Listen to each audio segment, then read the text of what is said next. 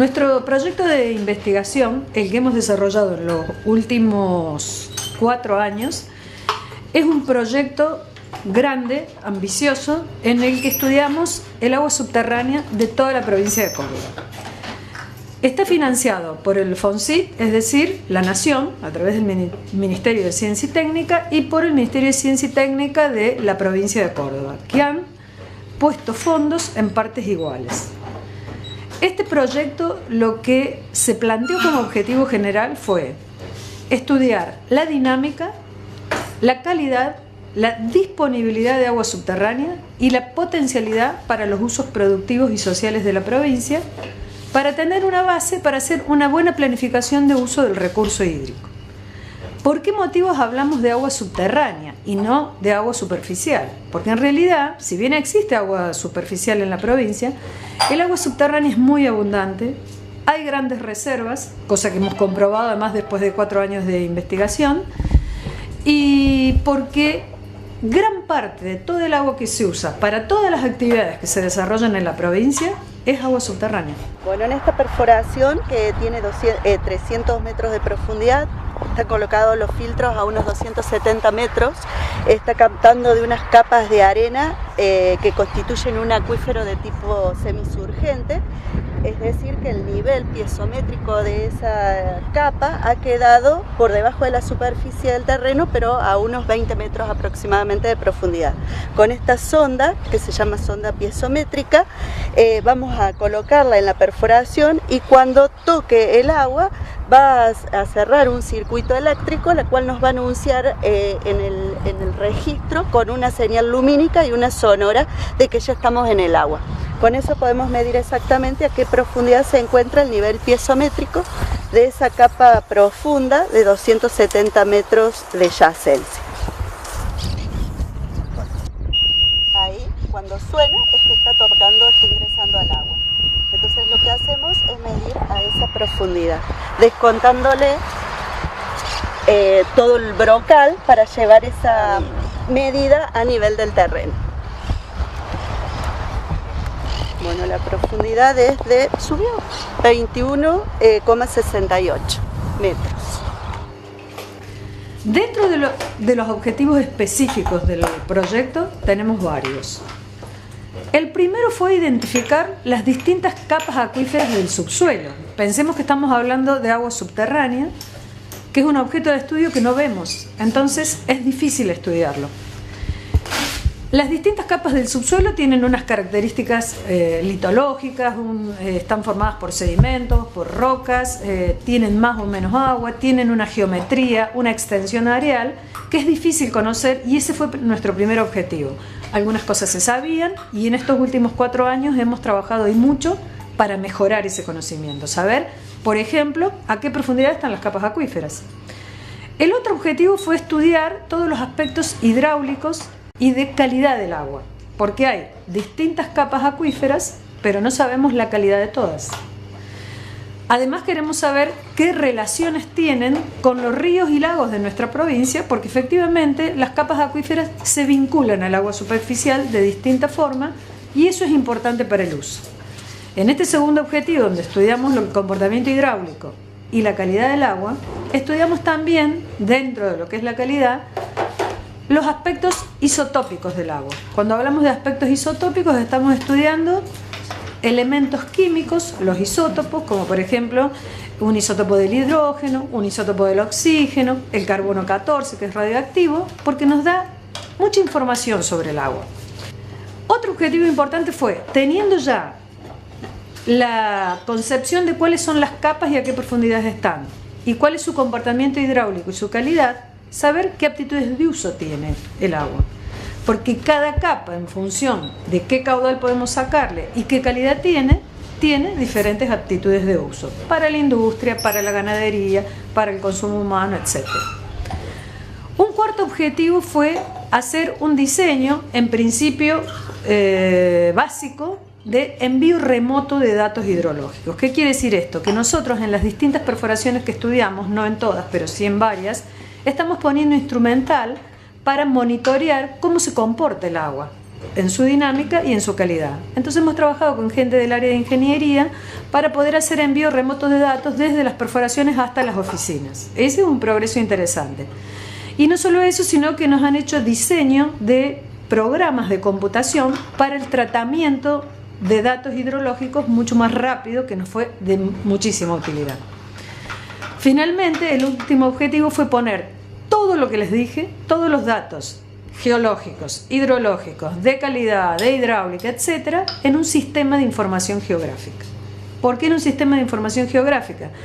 En realidad la base de ese sistema nos lo dio la gente de la Secretaría de Recursos Hídricos que ha participado con nosotros en el proyecto, y en ese sistema de información geográfica lo reelaboramos, lo mejoramos y pusimos todos los datos que teníamos de la provincia de Córdoba vinculados al agua subterránea. Nosotros, desde la Universidad de Río Cuarto, cargamos en ese sistema de información 30 años de nuestra vida.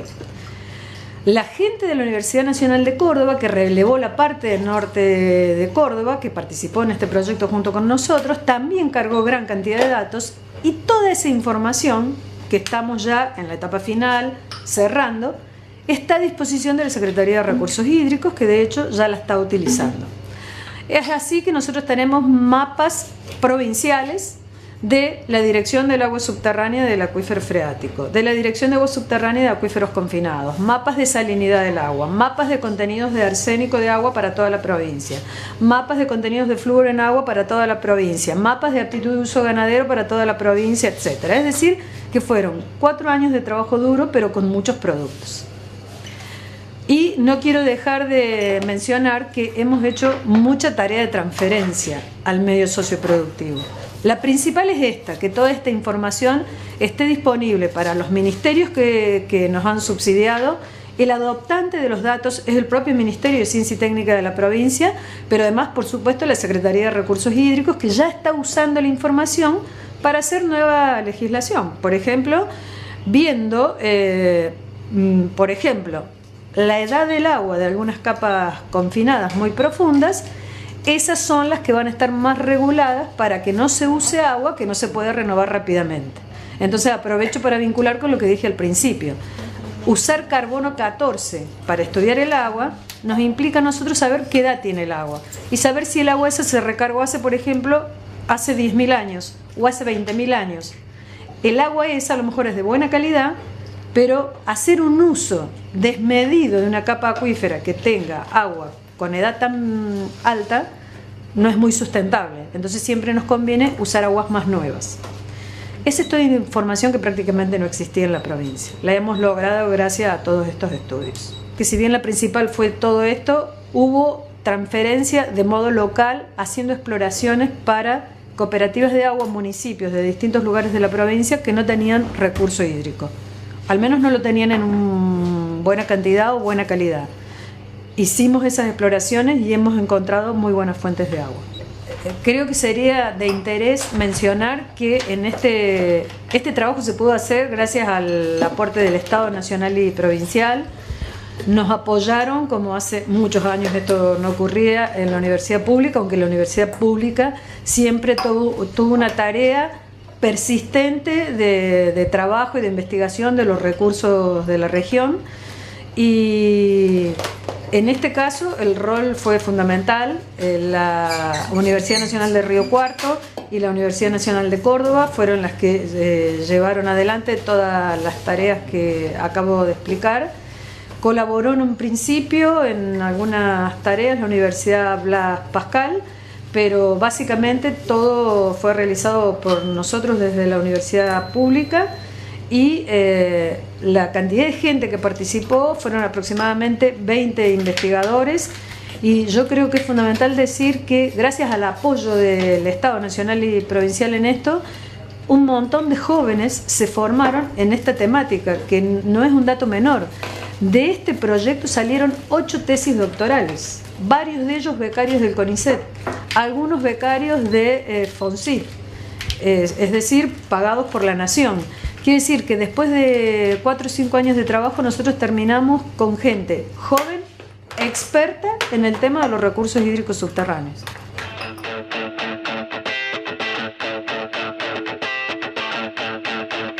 Universidad Nacional de La Plata, Facultad de Ciencias Exactas. Vamos a charlar con Damián Marino, quien está a cargo de investigación en temas ambientales.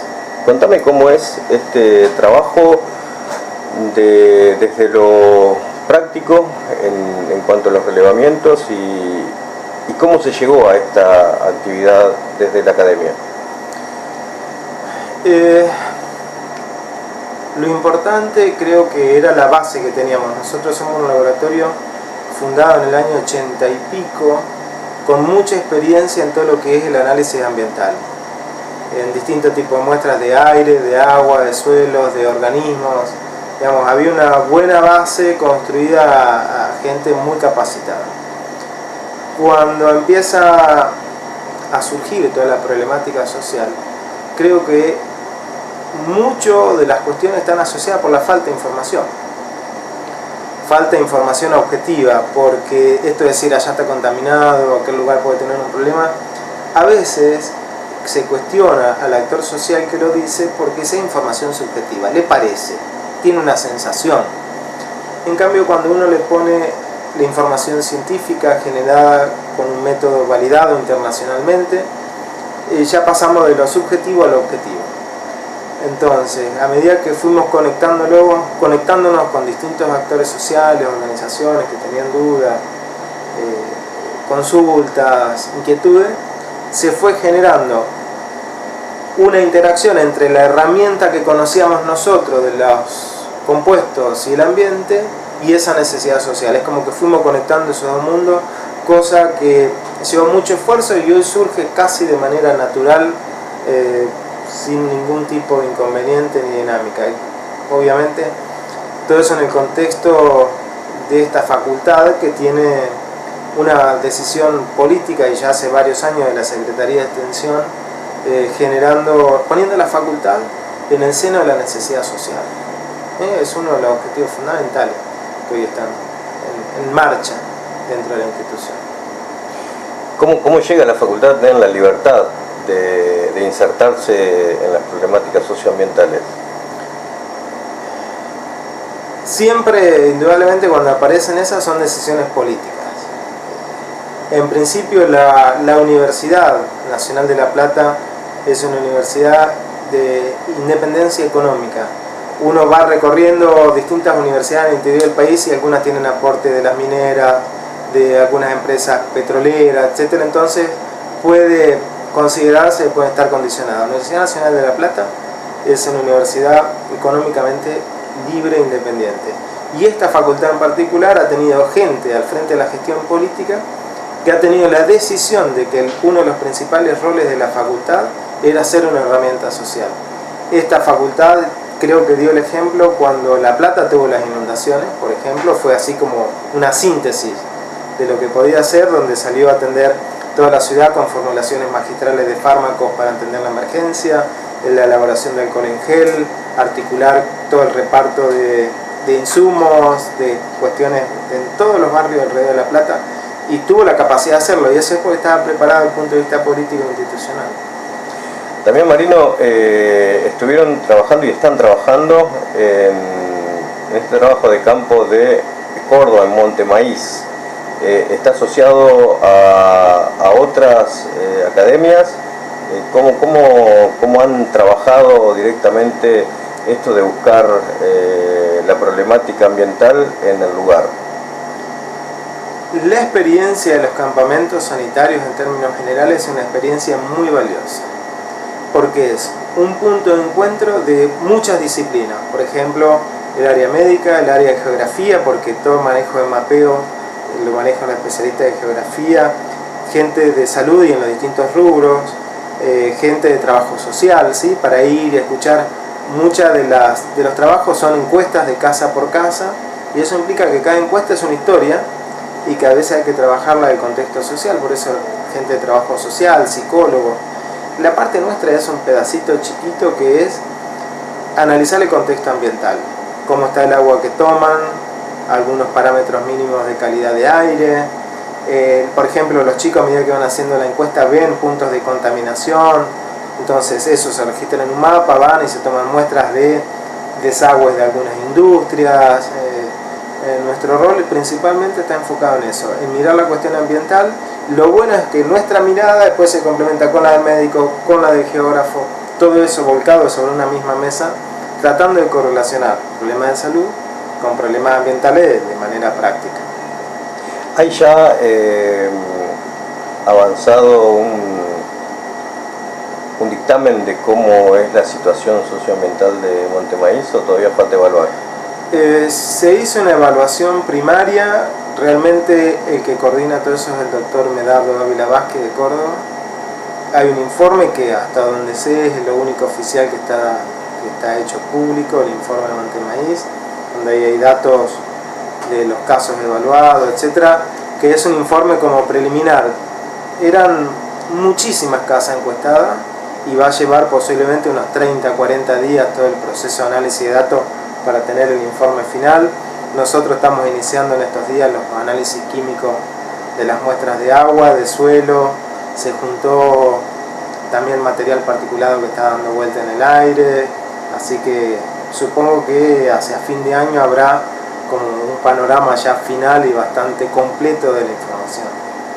También están trabajando en provincia de Buenos Aires. ¿Es el mismo trabajo de campamento? No. De provincia de Buenos Aires, hasta donde nosotros sabemos, Damián Barceñazzi ha hecho algunos campamentos sanitarios, pero de que nosotros no hemos participado así de manera activa. Preguntaba por 25 de mayo, donde posiblemente estén en 25 de mayo forma parte de un proyecto de extensión donde lo que se hace es trabajar con chicos que tiene 25 de mayo y La Borde, son dos escuelas del país, una de Buenos Aires y otra de Córdoba, con chicos que tienen formación agropecuaria, como es el Colegio Inchausti y el de Córdoba también, donde ven muy bien la visión productiva y les faltaba discutir un poco aspectos ambientales. Qué plaguicidas usan, si saben cómo les hace para la salud, qué pasa con el ambiente. Todo eso se va trabajando como con talleres que van los chicos de acá de la facultad a interaccionar con los chicos de la escuela. Por ejemplo, en Inchausti el otro día tuvimos un taller de discusión de cuestiones ambientales bajo un juego de preguntados que está tan de moda, y fue una batalla campal a ver quién ganaba ese juego, cuando en realidad estaban aprendiendo montones de cuestiones vinculadas al tema de plaguicidas. Y ahora toca una fase donde se va a ir a hacer justamente análisis sobre voluntarios, etcétera, de plaguicidas en sangre. Esa es la fase final. Puntualmente con este trabajo de buscar plaguicidas en sangre, ¿el laboratorio de esta universidad es el único que hay en la Argentina o hay otros casos en funcionamiento? Hasta donde sé, creo que Rosario tiene en marcha algo, no sé si es pago o no pago, creo, no sabría decirte. Está el que es conocido de Mar del Plata, que es pago. No, hasta donde yo sé, no sé si hay muchos, debe haber 3 laboratorios, y el otro, que tampoco sé si lo hace de manera gratuita o está cobrando, es la Cátedra de Toxicología de la UBA, que es, creo que líder en todo lo que es monitoreo de plaguicidas en biofluido humano, pero desconozco si cobra, si no cobra. No me he dedicado más que a poner el esfuerzo en poner en marcha el nuestro acá, colaborar. Sinceramente, hasta donde sé eso, Rosario, Mar del Plata y UBA, pero desconozco cuánto cobran, si cobran. ¿Cómo hace un afectado de un barrio periurbano que cree tener órganos fosforados, órganos clorados o piretroides en su sangre? ¿Cómo se contacta o cómo llega a tener la posibilidad de extracción de sangre como pudimos hacerlo nosotros de Alberti hoy aquí en el laboratorio? ¿Hay una preselección? No, son, digamos, análisis del tipo voluntarios, tal vez que justifiquen o que sienta una cuestión de duda respecto a su estado de salud, tiene que asistir a la universidad o ponerse en contacto por alguna de las vías de comunicación, telefónica, correo electrónico, páginas web, etcétera, para coordinar la visita, o a menos que el bioquímico de su lugar, de su pueblo, sea de confianza y le haga la extracción de muestra y la mande al laboratorio de salud de la universidad, digamos, como eso ya ahí entramos en una cadena de confianza. porque la persona tiene que confiar en el bioquímico de su pueblo, él tiene que hacer la extracción, que es común, como cualquier tipo de extracción de muestra, y mandarla en forma conservación adecuada a este laboratorio, o venirse hasta la ciudad de La Plata y hacerlo de manera presencial en el laboratorio de salud. Temprano charlábamos sobre cuáles son los niveles de tolerancia o de presencia de plaguicidas en sangre que podrían ser la media o que estén pasados. ¿Cómo se va a lograr ese parámetro? Ahora arrancaremos con valores de referencia internacionales en función de publicaciones científicas. Lo que sí es cierto es que hoy para Argentina uno agarra el análisis de cualquier laboratorio clínico y sabe colesterol, estoy bien, estoy mal, glucemia, estoy bien, estoy mal, pero si uno ve un valor de endosulfán en sangre no sabe si está bien o está mal, porque no hay valores de referencia a nivel nacional, al menos hasta donde nosotros conocemos, por el tipo de alimentación, hábito de vida, etcétera, que habrá factores que sean como de base de los argentinos dependiendo de los lugares donde vivimos. Por eso muchas veces se diseña, bueno, comparemos los resultados de gente que vive en un pueblo fumigado, llamémosle, estos pueblos chiquitos rodeados de campo, con gente que vive en un casco muy urbano como puede ser el centro de La Plata o centro capital federal, para ver si entre poblaciones de un mismo país, de un mismo clima, etcétera, tenemos diferencias significativas entre los valores, y eso también tiene que conducir a generar una base nacional de resultados para establecer los valores guía, los valores de referencia, cuál es lo normal, digamos, que tenemos de fondo por la alimentación, por ejemplo. Sabemos que los plaguicidas organoclorados, DDT, aldrina, aquellos de la vieja época, siguen circulando en el ambiente porque son persistentes, y que si muchos de nosotros nos hacemos el análisis nos va a dar positivo, porque están circulando desde la manteca que comes en el desayuno, la leche que tomás, etcétera, están circulando permanentemente. Pero no sabemos cuál es el valor normal, digamos, cuál es el valor de fondo. Indudablemente uno dice, sí, la concentración que debemos tener es 0. Bueno, 0 no se va a poder por los hábitos de vida, la lechuga, la selga, la manteca, etcétera. Bueno, tenemos que establecer cuáles van a ser los niveles de referencia. Creo que va a ser un desafío importante que hay por delante. Como último, ¿sos optimista en los cambios que se van a ir dando generacionalmente desde la academia hacia la sociedad? Totalmente, y la evidencia está en el número de estudiantes de los últimos años, los años avanzados, comprometidos con un montones de cuestiones sociales. Y el ejemplo está como materializado hoy ya en lo que son los proyectos de extensión de estas facultades, de todas las, por lo menos de la universidad, donde uno tiene un director, un coordinador, digamos, investigadores, gente docente con cargos, y después 20, 30 voluntarios alumnos. Creo que ahí está claro el compromiso de las próximas generaciones. Muchísimas gracias. A ustedes.